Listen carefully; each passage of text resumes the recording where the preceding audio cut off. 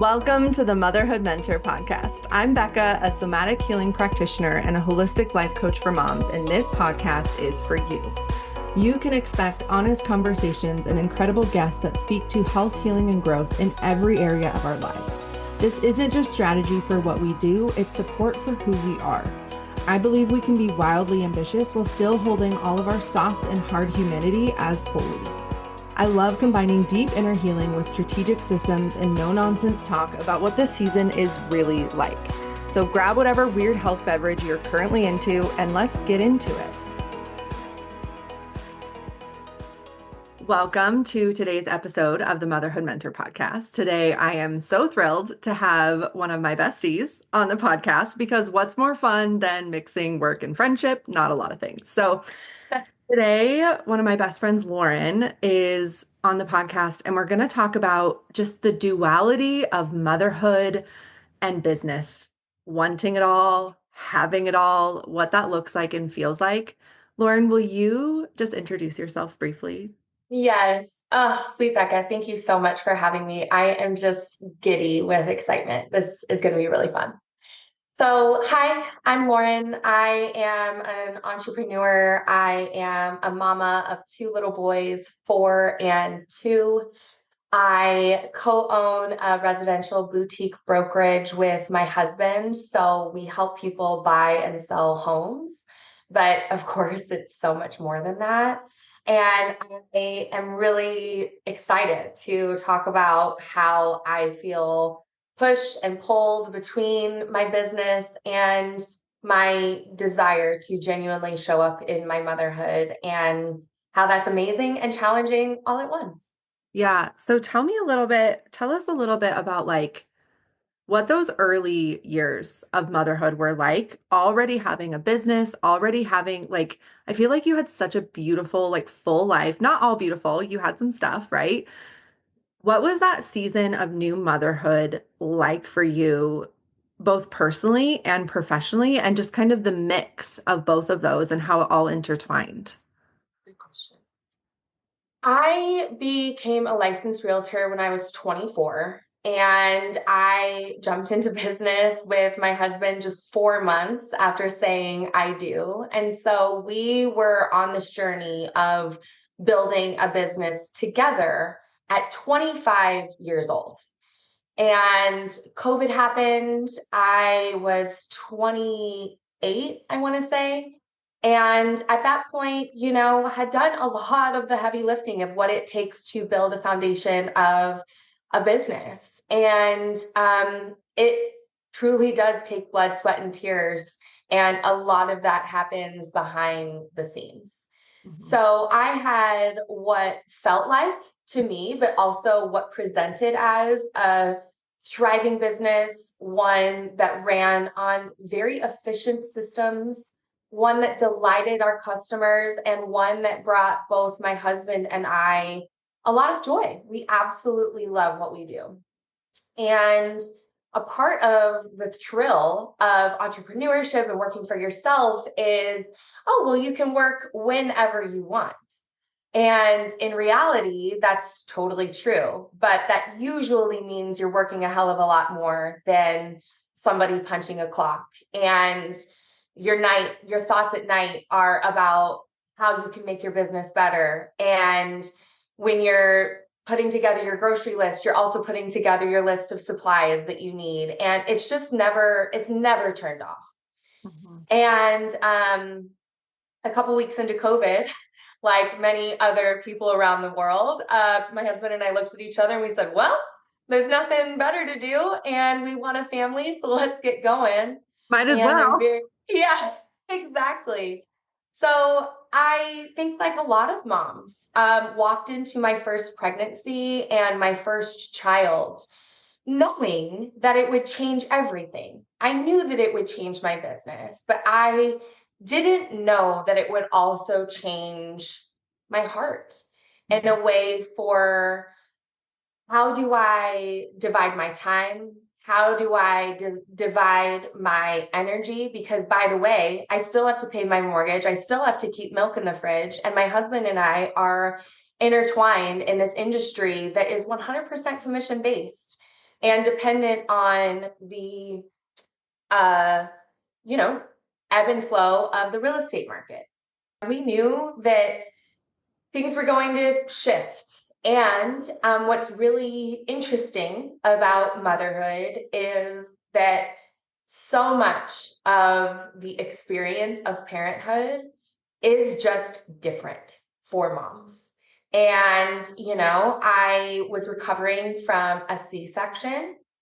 I was totally out of whack hormonally, which truthfully I didn't know until I had my second child. And I'm like, oh shit, that was severe postpartum depression. And I was not okay. I was not okay. And my son had a really hard time breastfeeding. And so I was exclusively pumping for those first couple months. And it was all a pressure cooker. I felt like I was in a pressure cooker. And because truthfully, in my business and in motherhood, I couldn't offload. I can't offload pumping. I can't offload somebody, writing a contract. It's not possible. And so what happened was you start to quickly realize what are glass balls and what are plastic balls. And when you're juggling, and that child comes into the picture, and motherhood all of a sudden becomes a very dominant part of who you are and the way that you show up in the world, you realize that some plastic balls have to drop. Yeah. And my experience was, I think, forcing my own self to become a plastic ball. And so I very quickly stopped taking care of myself. I stopped eating, and I convinced myself that, oh, this is kind of a win-win. I'm going to lose the baby weight, and I also am getting more done in my business. And in reality, that very quickly led to burnout and a very deep depression. I was severely depressed after my first child was born, and it was incredible the way that you just survive, the way that my business had to survive, the way that my child had to survive. Oh, and another very interesting thing that I inappropriately assigned as a plastic ball was my marriage. And I think for a time, it's appropriate to have your marriage on the back burner, but it very quickly became evident that it was no longer in the air at all. And so it's really interesting how I love my kids. I love my business. I love being in business with my husband. And all of those present very unique challenges that have deeply defined me and the way that I am going to move forward in both my motherhood and my business. Yeah.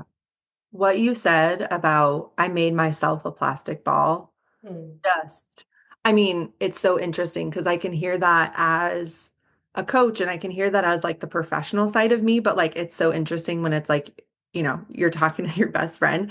Oh. And I even think back to that season, if it feels okay to share that, like, Mm-hmm. I wouldn't have even seen or known. And I think that's so true for so many women because I think so many women assume that, or just culturally, when we talk about how hard it is, I think a lot of people are saying, like, does it look hard? Yeah. Yeah. But it's so crazy to me that, like, you have these women who are so high functioning that sometimes the harder it gets, like, the better it can look from the outside. Like, people Mm. look at us, even people close to you, even people who love you and adore you, who would want to help you, who would want to offload things. There is a reality of like, it's just you in your life. Like, it's just you are the only mom. Yeah. And I think it's huge. And I think so many of us were never prepared for the amount of capacity, Mm. mental, emotionally, like everything is pushed in on us and pulled Mhm. out on us, especially like in our modern culture, because like truly, and I've even been thinking this and saying this lately, it's too much. It's too much. And yet, like, what other option do we have? And I'm curious, like, when that season shifted for you and what that looked like. When you all like, it sounds like you had this realization of like, wait, this survival works for a season, right? Like, we're not going to shame ourselves for surviving. We're not going to shame ourselves for keeping your head above water in the best way that you knew how. You survived how you survived. Like, it is what it is. But like, that's a short-term strategy and it Yeah. doesn't work in the long term. So I'm curious, like, what shifted for you and like, what was that shift like? That is a really good question. Gosh, it's interesting because sometimes our perceived greatest fears, our perceived greatest challenges become our biggest blessings. And you know this as one of my very best friends, but my second son was a surprise blessing. I found out I was pregnant when my oldest was 10 months old, and I was not ready. I was surviving. I wasn't ready. And I resisted really hard. And one day, and it was actually in a room with you, Becca, where I realized I had a choice to make. Because, yeah, I'm the only one in this life. And I can choose to be scared as shit. I can choose to be incredibly fearful of my capacity and what having a second child is going to do to me and my business and my marriage. Or I can choose to trust that this beautiful miracle and blessing and this thing that I desperately wanted, I just wasn't ready for. I was ready for, and I needed it at that time. And because both faith and fear require believing in something you can't see, you know? And so, as cliche as it sounds, I really just at that moment, I was about maybe 7 months pregnant with Lauren and I'm like, wow, Lauren, you have this opportunity to be incredibly faithful that this is happening for you. And that's exactly what happened. And although my birth with my second son didn't go the way that I envisioned and worked so hard for, it ended in a very, very scary emergency C-section. It was so beautiful. It was so beautiful because you know what it taught me? Surrender and honor. Those are the two words that come to my mind. And so what's really cool is that through the birth of my second son, I deeply surrendered to what is, to no longer feeling like I had to be this superhero to my clients or to my children. And I became a lot stronger in the conversations I had to have with my clients to say, these are the boundaries around when I'm available, because truthfully, it's inappropriate to have availability from 7 a.m. to 10 p.m. That's not the type of industry standard I want to set. And that's certainly not the way that I want to treat people, or excuse me, to teach people to treat me.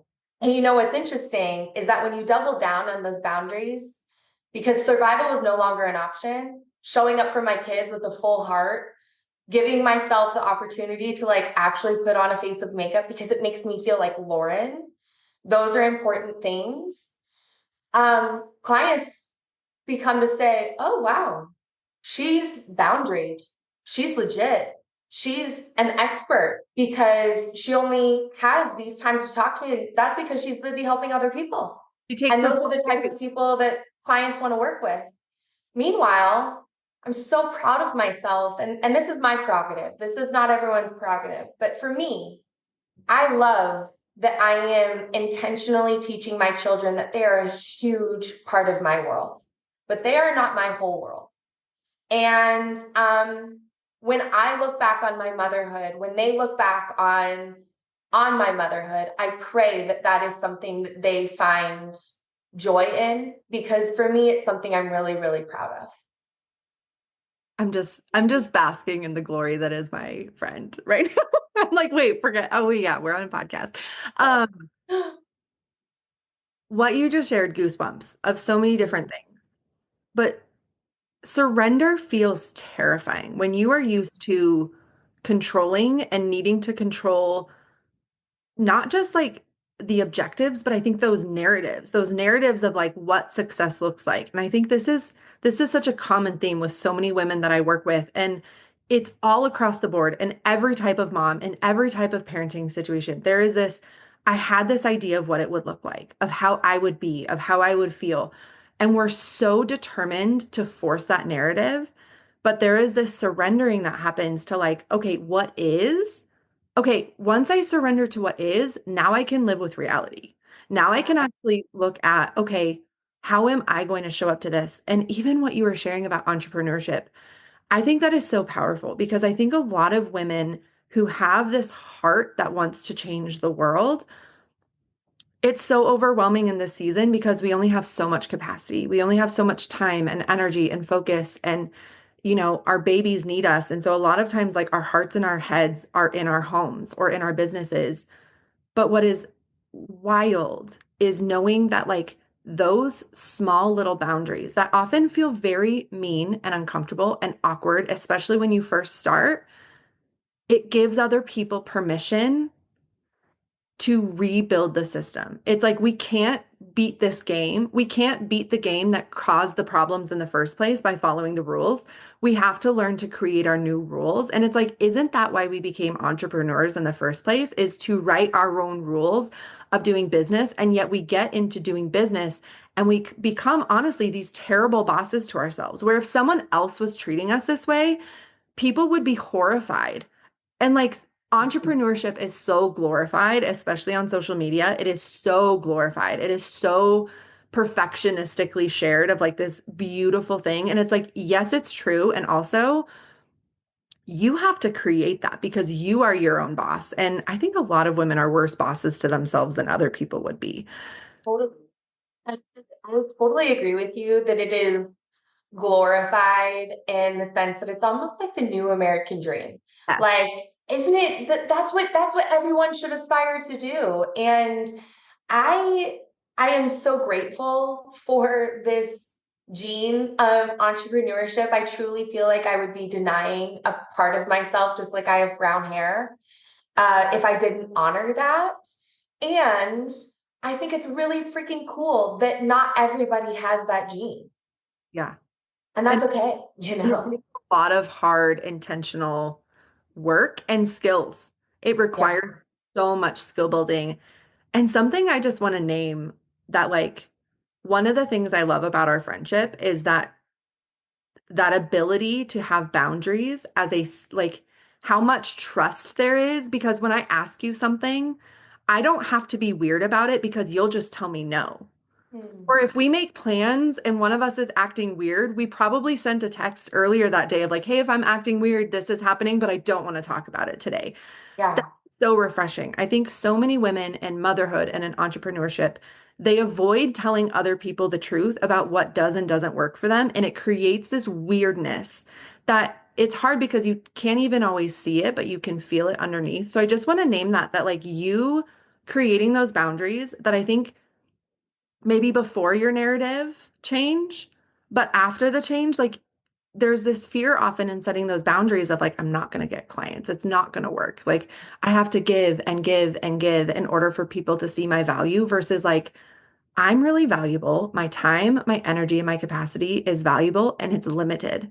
And it's okay for other people to know that. And that gives them the permission of one, how to be in relationship, business, or professional, and also like them in their own lives of like, wait, I'm allowed to do that. I'm allowed to tell people not to contact me after this time. Or if they do, I don't respond until this time. Like it's setting up clear expectations, which like how good for you and also them. So I'm curious, what did that shift with how things felt for you? Like what felt different when you started enacting those things?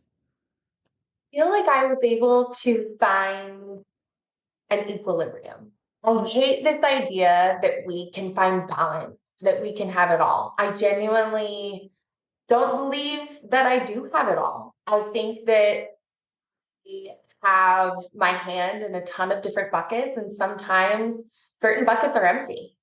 And what I think is really powerful about leaning into this acceptance, this deep knowing that a limited capacity is actually a gift in a way, to really get clear about what your capital V values are, about where you're willing to spend your time and your money, quite frankly. And so when those boundaries came around for me, I realized that setting boundaries with clients is definitely important. And hear me when I say that one of the hardest things I've ever done in my own personal growth, my professional experience.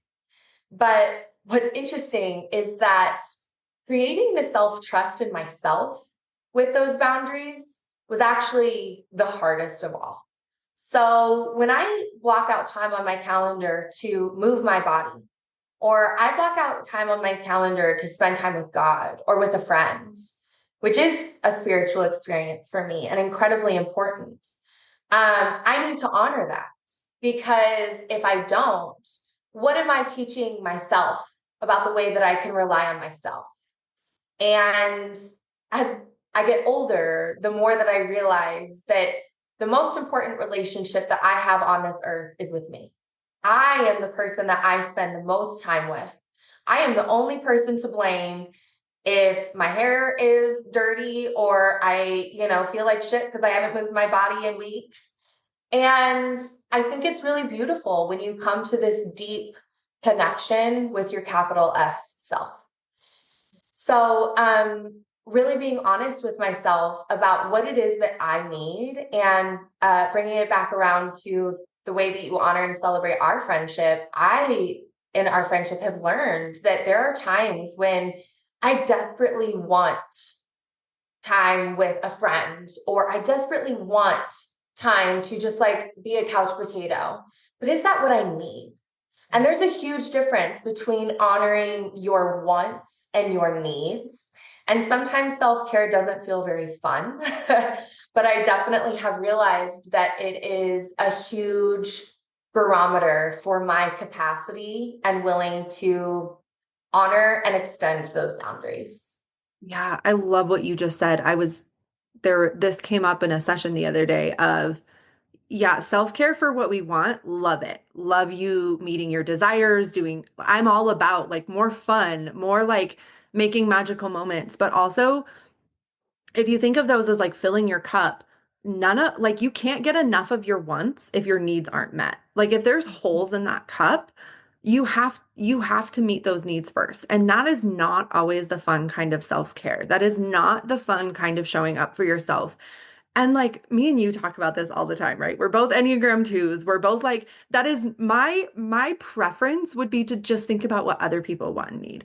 My Yeah. preference, honestly, what's more comfortable for me is to just pretend that I have no limits and just give and give and give. But ultimately, like I know where that ends. I know it Mhm. deeply and intimately because I do it on accident still to this day versus when I honor what I deeply need, even when it's inconvenient, even when it's awkward, even when it's uncomfortable, and sometimes those needs aren't pretty or they don't feel great in the moment, they end up building my capacity emotionally, mentally, spiritually. And I think motherhood is such a beautiful entrance into this because I think so many women, when we come into motherhood, biologically, those babies need us to prioritize their needs over our own, right? Like technically, an adult can wait a lot longer to eat than a baby. The problem is we get stuck in these extremes and we get stuck in that season where it's like, no, a toddler can wait though. A 5-year-old can wait. Like, and we confuse what they want from us compared to what they need from us. And I think modern motherhood has so fucked us up. Like the narratives around what a good mother is, Mm. so much of it is around what we give and do for our kids. But I actually, like when you shared that like your kids aren't the center of our universe, what a relief for those kids. Because I can tell you that I work with women who were the center of their mother's universe, and they feel so much fucking pressure still as adults that they are responsible for their mother's well-being and happiness. And it taught me the most beautiful lesson that like my kids, one of their biggest needs is a mother who is full of herself, who is so full of taking care of my adult needs as an adult so that they never have to. Like, it's Yes. not that my kids never see me emotionally dysregulated but they have a mother who has built the skills and the support, both internally and externally, of I take care of my own emotional needs. I take care of my boundaries. You don't have to worry about it. You get to become your own little being who has their own life and their own happiness and their own health. And it's like, what a gift to our kids that they are the center. Who was it, you who said like they're at the center of our hearts, but not the center of our universe? Someone said that to me recently. And No, but I'm yeah, feeling that. I want my kids to be like, I want them to know that they are the center of this season, but they're not the center of my universe. I need them Yeah. to know that the world does not rotate around them. Um, that's too much responsibility for them. It's too much for me too when I'm taking that on for my friends or my family or my marriage of like, I can't be responsible for all of that, but I can be responsible for me and how I show up and how I spend my focus and my time and my energy. Yeah. And you know what's really interesting about that conversation and the way that it really loops back to this yin and yang of motherhood and entrepreneurship is all of that directly applies to my business as well. There are certain things that can wait. There are certain things that, yeah, my business is not the center of my universe. My world does not revolve around the sky is falling mentality that a lot of clients try to project onto me. So, it's really beautiful, the mirrored experience that entrepreneurs and mothers can have in that way. I think it's very unique and that it is one of those things where like it is all on you. Therefore, you have to learn that it's not all on you. Yes. Therefore, you have to learn to be a really good boss to yourself and really lead your life in a powerful way because it is leadership. It is leadership to say, like, what are all of the things that people want and need from you? And what are the things that you actually have capacity for? What are the things that you're available for and you're not available for? And I actually think that is very unique, not only in motherhood, but in entrepreneurship. The majority of entrepreneurs are so stuck in this fight or flight mentality of building their businesses because it requires so much and there is no guaranteed safety, or at least the projection of safety, right? Because no human experience has safety. And I think Mhm. honestly, a lot of people that come to work with me, they're women who like they've had the rug pulled out of them over and over and over. And all of a sudden they go, wait, I need to stop building my sense of safety on this like narration of who I'm supposed to be. And I need to build this life that determines not everything is in my control. Yeah. Can I surrender what's not in control? But then can I take responsibility for what I do control? Yes. Yes. Yeah. So for you, what does that look like now in this season? Navigating like what feels different? That's a really good question. I know that my biggest fear as I sit here today is looking back on this season of my motherhood and wishing or lamenting over this idea that I just wasn't there. Mm, And I was raised by two entrepreneurs, and I'm comfortable with taking a step away from the dinner table at 6 o'clock to take a phone call. I'm comfortable with that because that's a part of how I was raised. What I'm not comfortable with is this idea that the business always comes first. Because at sometimes it does. Sometimes the phone call has to be taken or something has to be done that impedes family time. What is really important to me, though, is that every single day and every single week, I have a touch point of intentional connection with my kids. And it's wild, man. The idea of raising kids during this like heck season, you're even further into motherhood than I am. So I'm like, oh my gosh, I will be talking to you about all of your tips and tricks. But I remember when my family got internet. And the fact that my children know how to use my phone and they know what Chat GPT is wild. So I'm intentionally thinking about A, what is my biggest fear, which is missing this, but B, also intentionally setting up an active display of my capital V values because I hope to pass those on to them. So for me, um, every single day, we both Brennan and I, which is really, really hard, have a no phone zone from 4 to 5. And our clients know it, our family knows it. And I hope that it's a tradition that I am able to bring into their older childhood where they have their own phones and stuff. And it's like, kids, that's just the way that it is. You're off your phone right now and it's family time. We're making dinner together. We're out in the garden. We're doing whatever. And right now, I'm so fortunate to be in this season of my kids are in daycare. They are well taken care of during the week. And a part of why I've created this life for myself, which has been very intentional. I didn't just wake up one day with 10 years of entrepreneurship under my belt, is to have time freedom. And I know that I am incredibly blessed in that.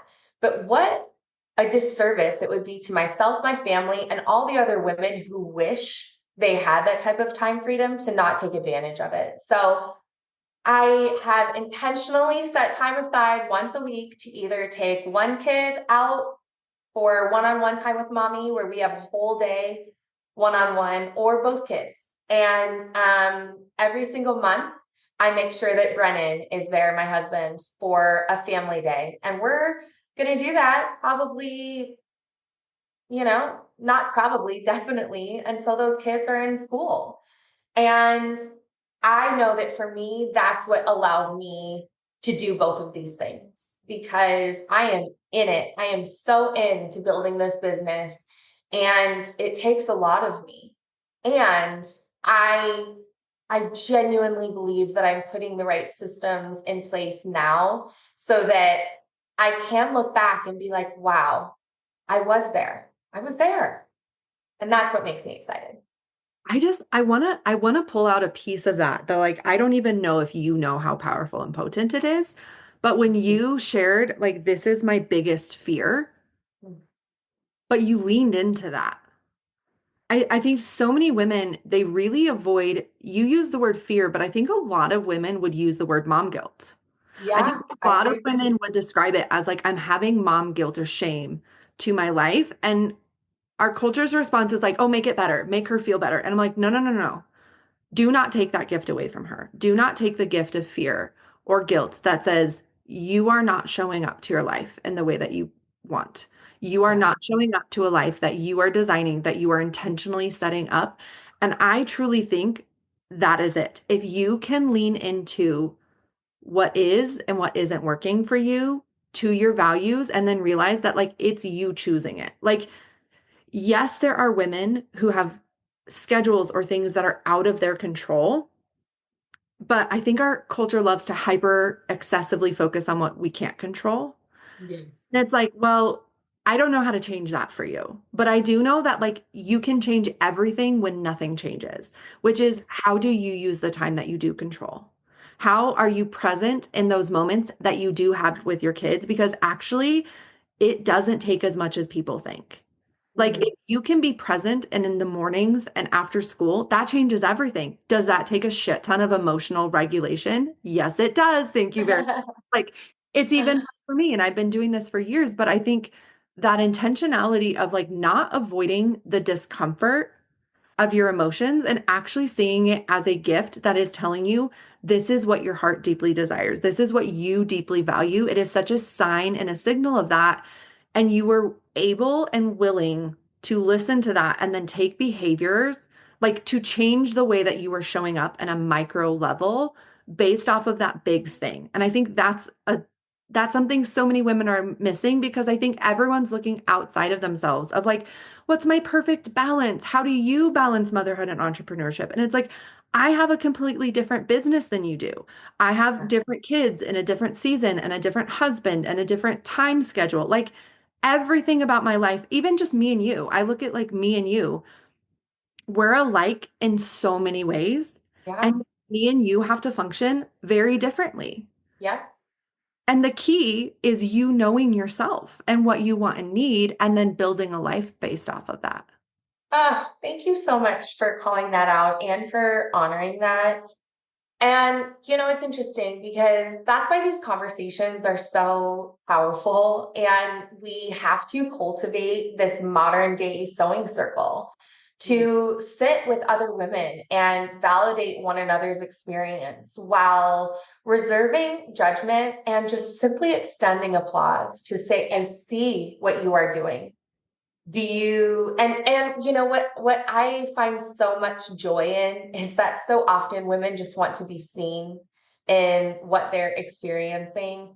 And what's really unique about feeling safe and honored by another female friend like you is there does come a point where it's like, are you ready to hear some feedback? Are you ready to hear how I think you're making this harder than it needs to be? And it does feel so big and so hard when you're putting those changes in place, but it really is just as simple as, okay, are you going to cut out Netflix so that you can hire a, house cleaner? I know that's not a comparable example, but it's all about choices and how we are choosing to show up in our life. And I think that sometimes when we just simply say out loud to one another that we have exponential freedom to make whatever choices feel good in your life, go for it, girlfriend. But sometimes we just need to hear another woman say it out loud. It just feels good. Yeah, I love what you just said about relationships. I think not only in relationships with other women, but in the relationship to ourselves. Like you just named something that is so powerful of loving yourself and other people doesn't yes, it's affirmation. Yes, it's like, oh my gosh, I love you. But love is not always meek. Love is not always my love is not always telling people what they want to hear. And I think people are so afraid of this because they've been met with harsh criticism or judgment or like true shame where it's like you're down and someone's kicking you versus like you're down and someone offers you a hand. I can think of like so many instances in our friendship where you told me the hard thing and it changed my life. And if you wouldn't have said those hard things to me, I would like it gave me the bravery to tell myself hard things even more so. And I think that's such a beautiful thing to bring into this because I think women are avoiding the not feel good conversations with themselves or with their partners or with their business, whether that's like a literal conversation with your business or your boss. We're avoiding those conversations trying to be nice, but like that is not niceness. That is not love. And I think when I think of the depths of healthy relationship, it is having those conversations where, yes, you affirm where they are, but you speak to what you see in them. You Yeah. speak to what they could be and what they can be because we can never see ourselves clearly. You've heard me talk, I talk about this all of the time of like, we can't see ourselves clearly ever. I will never see myself in the way that my friends do, or the way that my kids do, or the way that my partner does. And it doesn't always feel good to have myself reflected back, Mhm. especially as an Enneagram too, especially as someone who like would just love to think I'm all love, I'm all light, I'm infinitely patient, and like all I want to do is love people. Well, like actually that's not true. Like I've got some shit. I've got some things going on. But the people who are willing to let me see that side of myself while holding that in love and kindness and compassion and validation to who I am and my worth, but maybe not the way that I'm behaving. Maybe not Yes. I'm showing up. That's love to yourself. Like if you want to quote unquote balance motherhood and business, it's not all going to be cutesy. Like it's going to be this real deep love that has some weight to throw around. It's got the sting of truth that is going to make things better. Yes. Oh, that was beautifully said. And I want you to know that that sentiment is echoed right back to you. And that's what I think is really beautiful about best female friendships that there is a tenderness that, I mean, I can't speak for everybody, but I feel more deeply in my female friendships than I do even in my marriage to say, hey girl, I see you. And I honor the deep challenge that this is for you. And And I just think that's a really beautiful part of our friendship. And I pray that every single woman listening, if they don't have that type of friend, that they find it, because everybody deserves it. And your people are looking for you too, it's just really beautiful. I think a lot of the way you find those friends, though, is that you create that relationship to yourself. Mm, yeah. Like I think of us, and like if one of us would have not, I think we've grown up a lot together, right? Like we've matured quite a bit in the years we've known each other.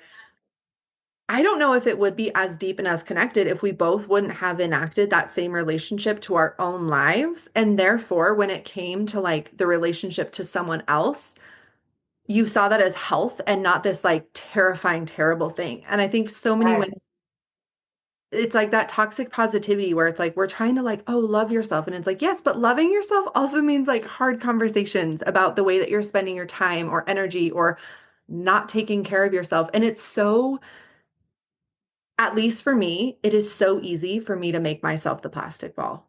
That analogy, Lauren, is so powerful. It is so easy for me in my business or my life to put that on the back burner. But I know the outcome of that. And so I have to catch myself being sneaky of like, what actually do I value and what creates the capacity for that? And how do I show up to that? So I'm curious, what are the things now that are glass balls for you? And like for you, how do you show up to that in this season? I love that you bookended that with this season. I think it's really challenging for me because I thrive in routine, I thrive in predictability. And one thing that motherhood, entrepreneurship aside, like motherhood has 100% put into my lens that the only thing that you can rely on is change. And it's just ever evolving, whether it's sickness or an unreliable childcare situation or whatever, the fact that my kid all of a sudden is waking up every day 4 times in the night, like what the heck? And allowing myself to recognize that what I need today may and probably will look different than what that looks like in even 6 months. Once I gave myself that permission, that changed a lot for me to realize that like this is working for me right now. And oh, Lauren, I know that that's something that you want to like prepay and check off for the rest of your, to-do list for the rest of the year. And that's just something I have personally surrendered to that has made me feel a lot better. What's interesting though, and again, I totally recognize this comes with a lot of privilege in what I'm about to say. But what I have really done is taken a good hard look at what is keeping me from living that desirable life that we talked about before, where I am present for my kids on weekends and after school and yada, yada, yada. And truthfully, I am a type A person. I love feeling like I live in a museum. So our house, I try to keep spick and span, but like throw 2 toddlers in the mix, and that's just God laughing at you. And so what I truly did was I sat down my husband and I said, listen, the baseboards don't get cleaned unless I do it. The chandelier doesn't get cleaned unless I do it. And that's no shame on him, but like you and I now need to work together to figure out how we're going to pay for a cleaning crew to come into this home, because it is keeping me from living my ideal life. And it's not going to be on me just because I have 2X chromosomes to do it, And so if that means that you're playing one less golf game and we're canceling a subscription or whatever the situation is, that's a choice that we are making as a family, because I need it. So that truly has been like a huge game changer for us, and in a way that makes me feel really joyful in the sense that I know that I'm spending my money with another female business owner in a way that's helping her thrive and her family. And it's like a win-win-win. And so I think that that has been really meaningful. And then I just want to call this out because it has truly changed my life, Becca. You and I have this really beautiful relationship in that we have worked with one another and we're also best friends. And you and I had a conversation where you were very much the coach and I was very much the client. And I was lamenting about the fact that, like, I just don't feel good in my body, yada, yada, yada. And you so kindly called out, well, how often do you check in with yourself? How often are you asking yourself if you need some water, or you need to eat, or you need to pee, or like, when was the last time the sun was actually on your face? And you gave me a challenge that literally has changed my life. And if I had $1 for every person I've told this to, I would happily give them to you, and you'd have about 2,000 bucks, girlfriend. And, but what I have encouraged myself is that every time I switch to a different task, every time I get up to go to the bathroom, I ask myself, what is it that I need? Do I need some water? Do I need to open the window? Oh, my back is feeling a little tight. Do I need to stretch? And those micro moments of boundaried intention have truly changed my life when it comes to capability and capacity. And I'm just really grateful. And I think other people will benefit from that too. I mean, even just what you shared, it's like, it's so simple that we don't do it. Yeah. It's, my new favorite saying is like, how the straw breaks the camel's back? It's taking care of those straws that makes sure the camel's back doesn't break. Like, Oh, I I think love so that. often people are like burnt out and they're like, I need to burn my life down. And I was like, well, okay, 5 weeks ago, you were hungry and you didn't eat. You were thirsty and you didn't drink. You needed rest and you didn't rest. Like these things build and build and build and build. And I think I love that you named the privilege. And I also want to name, I think this is something so powerful. We can often compare ourselves to other women and think like, well, that's not accessible to me. And it's like, okay, you might be right. Like there is a reality that you are living in that someone else might not be. You might not have that privilege of time. You might not have that financial privilege.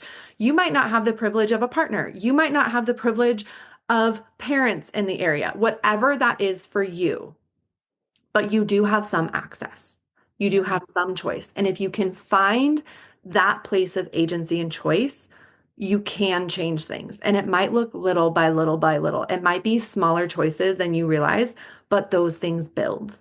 It gets the ball rolling. And I think so many times, those are the things with every woman and like women of all different areas of life. I've worked with such a wide range of women now from like every corner. And what is so beautiful and powerful is like when that woman is able to bring herself back to her body, to her being, to her presence, like what you just named, all it is presence and awareness. But no Yeah. one has actually taught us how to do that. No one has taught us how to feel our bodies, how to Mhm. trust our intuition. Everyone's like, trust your gut. It's like, well, my gut's filled with anxiety and overthinking. Like, what do you mean you want me to trust it? My gut, like, there's a process to it and there's actual tools and steps and skills that we can build. And I love that like even through this conversation we can see that like the different choice points. And it wasn't just these big choices. There was these big moments where you were like, okay, I have to choose something different. But then Yeah. there were these little micro moments where you said, I have the option to do something different. I have the option and the availability and the choice and the agency to slow this down and do something differently. And I just think that is so powerful. And I love ending there of like when you are navigating this season where we're like, okay, I'm deeply devoted to motherhood. Like this is my like, at least for me, this is all I ever wanted and I'm here and I don't want to miss it. And also I have this other thing that I really love that I'm building that like gives me so much energy and capacity and it grows me and it expands me and it enhances things. But like they're also two very needy things Mhm. in my life, right? Yeah. Like, I have a 5-year-old business, which like 5-year-olds are pretty needy. Like, I don't know. You see, you're farther along in business. I'm a little bit older in the kids, but like honestly, it's just different levels of need. And it's so easy to just let ourselves become those plastic balls.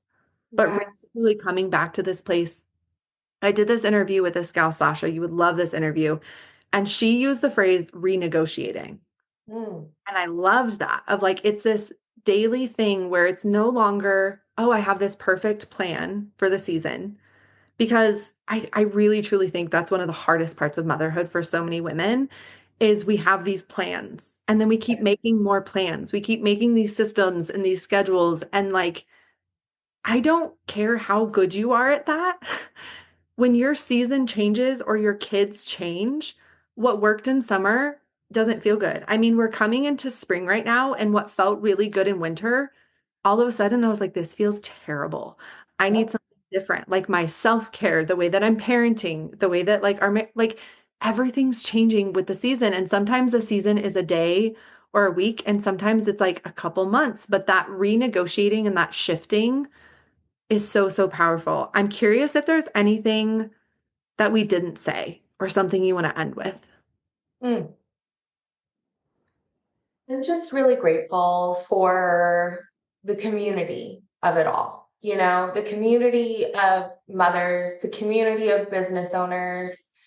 I know that I wouldn't be where I am today without my village. And I think it's really easy to convince ourselves as modern day American mothers that the only way is to grin and bear it alone.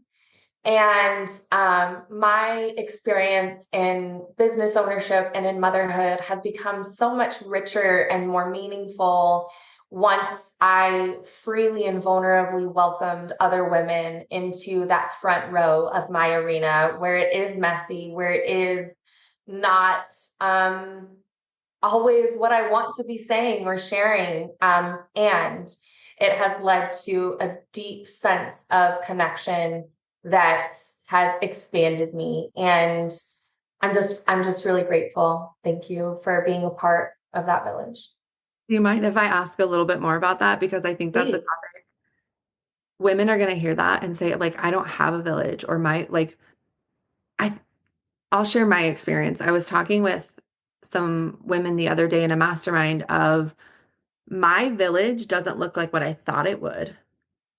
It doesn't look like what even in early motherhood, like it feels very scattered and that like I have different people in my life who meet different needs. It's not like one small set of people, but I have like different people who I have a village. It's just different. It just looks Yeah. different. It feels different than what maybe I think a lot of us wish we had, which is right. Like all of us live on a commune and we all raise our kids together and the kids go over to someone else's and someone helps with the schooling and like people get to like swap kids all the time. Like a lot of women like that's hard for them. So I'm curious like what your village looks like and how you intentionally built that.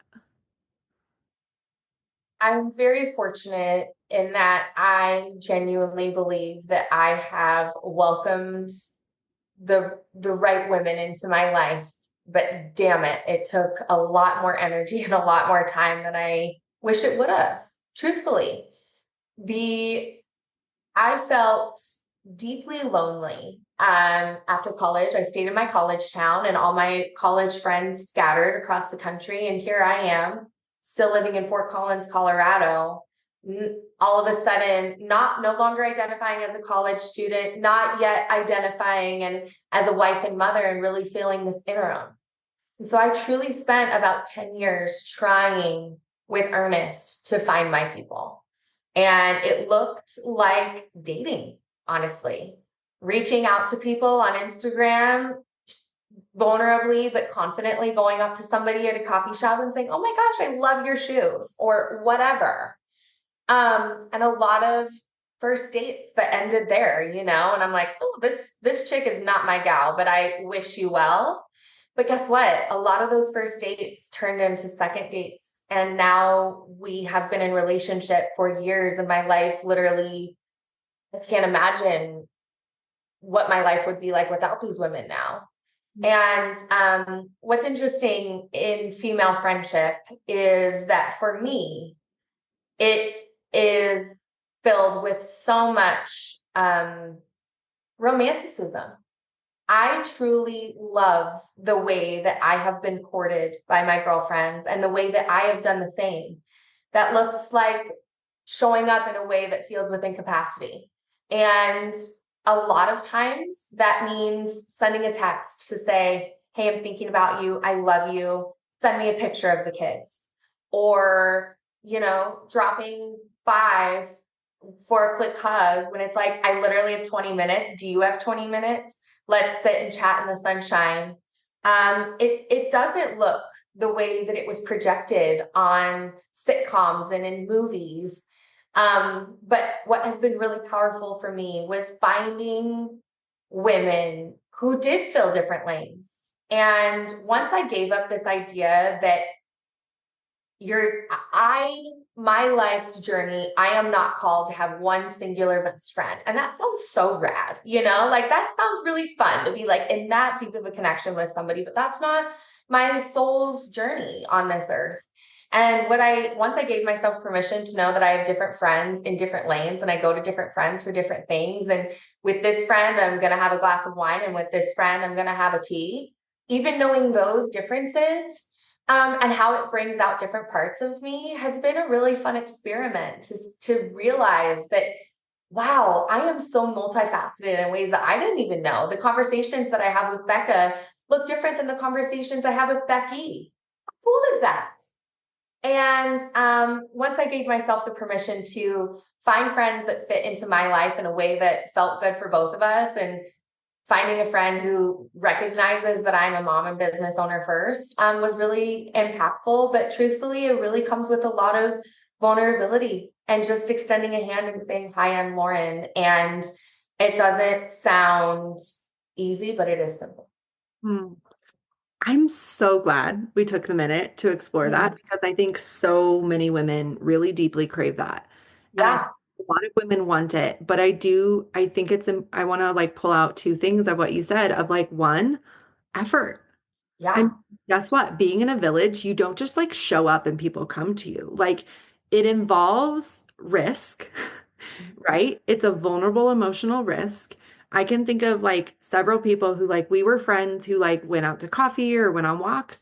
And I kind of had to rip the band-aid off of like, okay, when are we going to really talk about things? When are we going to like really say like, good, how are you? Good, how are you? And I actually, instead of like giving her that short response, I give her the long one. I give her the more awkward one, the more messy one, the one where like I actually tell her and invite her in to what's going on in my life. That's a whole different kind of friendship than like a network. I think, there's different levels of relationship and connection. And I think having a network is a really good, beautiful, powerful thing. And then there's like friends and then closer friends, but there's effort. Yeah. It takes effort of like you showing up and caring about people and showing an interest and like making an effort and finding someone who's willing to do that back, and not having it be this like tit for tat where you're keeping track, but you both genuinely care about each other and show up. And there's not this like intense pressure of it has to look perfect or pretty. Yeah.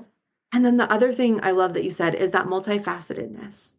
Like, it's okay to find different group. Like, I have like some friends who are like my mom friends. Like, we do a lot of things with our kids together. We do like our kids are the same ages and they go to the same school. And it's like they're just as much deeply my friends, but like they might not be my friends who I go to with my business stuff. They might not be the friends that I necessarily go to with like marriage or deep parenting things. It's okay for it to be multifaceted and have those needs met with different people, because I think in this culture, so many of us are at so much capacity that like one person can't be all and do it all, which also I Totally. know to marriage, right? Like your partner can't be your girlfriends. Like Totally. you need other people to talk your shit through with who isn't your husband. Like it is so much healthier and happier. Um, I have just I echo that. I have just loved this conversation so, so much with you. If you're a local, Lauren does incredible like community building events. And she's one of those people who anyone who loves her or that she loves, I immediately like. Like there's just, good people are attracted to good people. There's this magnetism. And I just, as you were speaking, I just want to say this over you. You are such a great speaker and teacher and sharer. Like as you were, I could listen to you talk all day. Oh, And I that is found so myself nice. like losing track of like, oh yes, I'm supposed to like host a podcast here. Cause you, you are such a deeply, I'm trying to think of the words I want to use. you have the biggest heart, but I think you have such good connection between your heart and your mouth. And I know that sounds so Wow. weird, but you are so great at putting words to experience that I think so many women will listen to this and hear this and be like, I never knew how to explain it until I heard Lauren share it. And so I'm just so grateful. So thank you so much for being on the podcast today. Not me ending with like tears in my eyes. Thank you so much, Becca. That is a very, very kind compliment and one that I receive with joy. I just want to say one other thing. I spent years crying, feeling so lonely as to when and how those women would come into my life. And I just want to speak truth to any woman who's in that phase of where are my people? I see you, I honor you. It is a really hard, messy middle to be in. And I do just want to speak to you that effort and nuance really does have incredible gifts waiting for you on the other side. So I'm encouraging any woman who's truly trying to find their people. Your people are looking for you too. And I love you, Becca. Thank you so much. We'll just have a love fest. I'm thinking of that reel I sent you. I'm gonna have to put it in the comments here. There's this reel where these like women are just like freaking out over each other. And I saw it and I was like, oh my God, this is me in friendship. Just like aggressive attention where I'm like, I'm sure some people feel very uncomfortable with like how aggressively I love. And it's like also I love being with someone who like we both love that. Yes. All the verbal affirmation all day. Okay. Thank you so much, you guys. If you resonate with this podcast, send me a question, send me an aha moment, share this podcast on social media, send it to a friend who you're like, wait, I want a friendship where we talk about things like this and gush over each other. Make it awkward, make it fun. Thank you so much for being here. I love Thanks for joining me on today's episode of the Motherhood Mentor podcast. Make sure you have subscribed below so that you see all of the upcoming podcasts that are coming soon. I hope you take today's episode and you take one aha moment, one small tangible piece of work that you can bring into your life to get your hands a little dirty, to get your skin in the game. Don't forget to take up audacious space in your life. If this podcast moved you, if it inspired you, if it encouraged you, please do me a favor and leave a review. Send an episode to a friend. This helps the show gain more traction. It helps us to support more moms, more women. And that's what we're doing here. So I hope you have an awesome day. Take really good care of yourself, and I'll see you next time.